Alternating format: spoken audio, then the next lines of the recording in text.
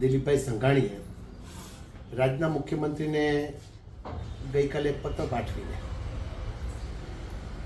કોઈ જજના હાઈકોર્ટના જજના અધ્યક્ષતામાં તપાસ કરવા માટે અને મારી પણ નાર્કોટિક્સ કરવા માટેની માગણી કરી છે એમની પોતાની. ત્યારે હું ખૂબ દિલીપભાઈને અભિનંદન આપીશ કે દૂધનું દૂધ અને પાણીનું પાણી થાય તે માટે ઘણા લાંબા સમયથી આપણે બધા પ્રયાસો કરી રહ્યા. ફાઇલની ધરપકડ રાત્રે કરી, કોના કહેવાથી કરી, અને પછી જ્યારે એની મેડિકલ તપાસ કરવાની ત્યારે પણ પોલીસ રાત્રે ગઈ. આ સીટ ઉપર ભરોસો નથી, પોલીસ ઉપર ભરોસો નથી. પોલીસ આજે કોઈકના પ્યાદા બની ગયા છે, એમનું સિવિલ કોડ ભૂલી ગયા છે. ત્યારે જજની અધ્યક્ષતામાં, હાઈકોર્ટના સિટિંગ જજની અધ્યક્ષતામાં તપાસ કરવા માટેની માગણી કરી છે.